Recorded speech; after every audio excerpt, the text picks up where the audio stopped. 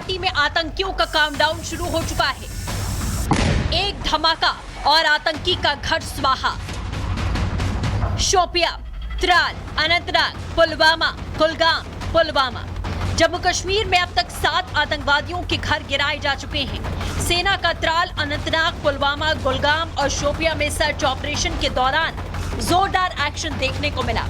आतंकियों पर घाटी में प्रहार जारी है। उनका घर गिरा तो इस्लामाबाद तक इसकी गूंज सुनाई दी। यहाँ पर ये जो मेरे पीछे आप मलबा देख रहे हैं, ये मलबा है एक घर का, जो घर बताया जा रहा है एहसान उल हक का, जिसे कल देर रात ब्लास्ट के जरिए ध्वस्त कर दिया गया। जैश ए मोहम्मद का ये आतंकी है जो 2018 में पाकिस्तान गया था ट्रेनिंग लेने के लिए। इसके बाद ये वापस कश्मीर में आया।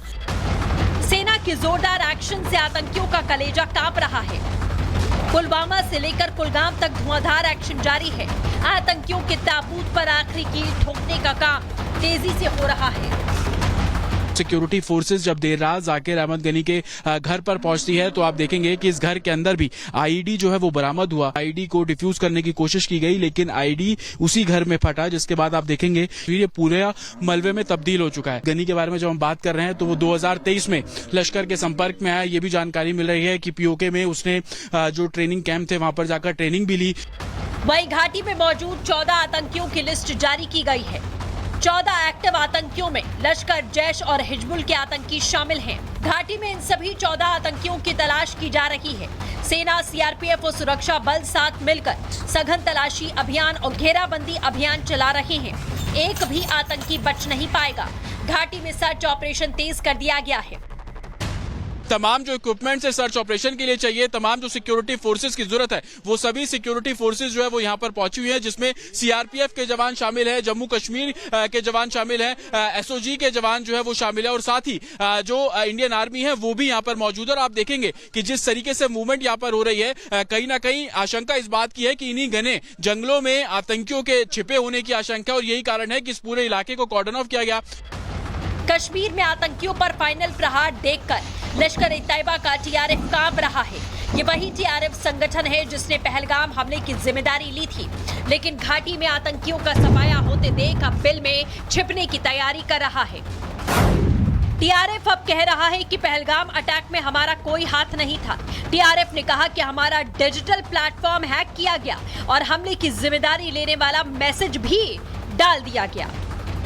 अब 4 दिन बाद अचानक टीआरएफ हमले की जिम्मेदारी से पल्ला झाड़ रहा है। जाहिर है भारत की सख्ती देखकर टीआरएफ ने पहलगाम हमले से पल्ला झाड़ने की बेकार कोशिश की, लेकिन भारत एक्शन तो करके रहेगा।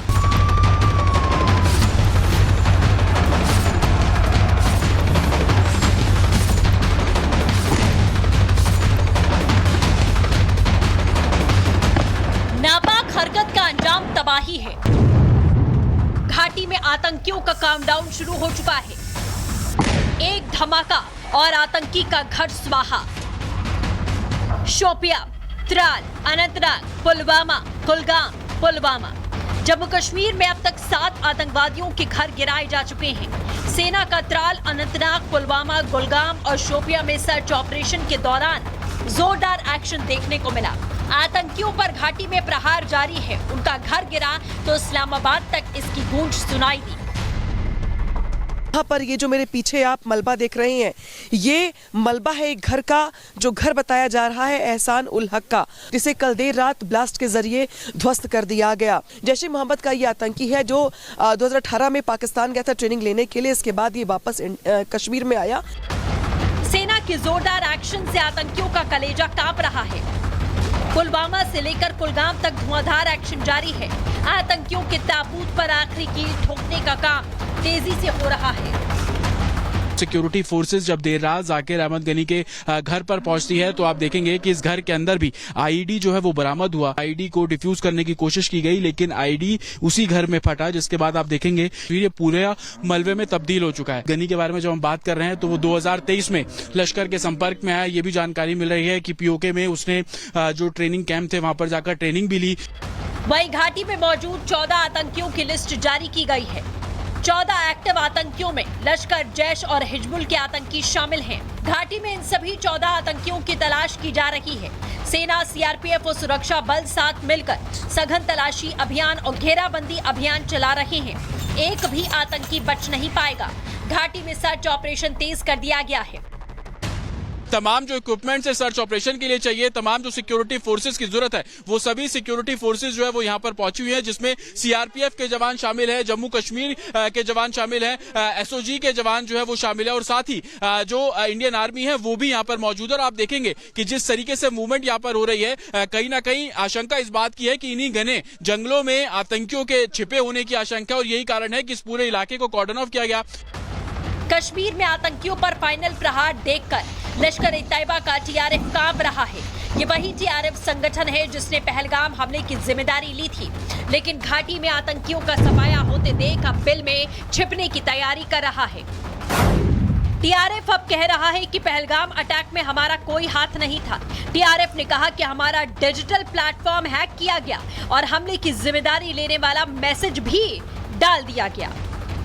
अब 4 दिन बाद अचानक टीआरएफ हमले की जिम्मेदारी से पल्ला झाड़ रहा है। जाहिर है भारत की सख्ती देखकर टीआरएफ ने पहलगाम हमले से पल्ला झाड़ने की बेकार कोशिश की, लेकिन भारत एक्शन तो करके रहेगा।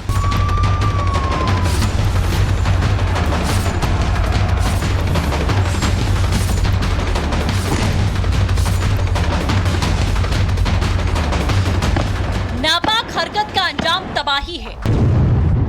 घाटी में आतंकियों का काउंटडाउन शुरू हो चुका है। एक धमाका और आतंकी का घर स्वाहा।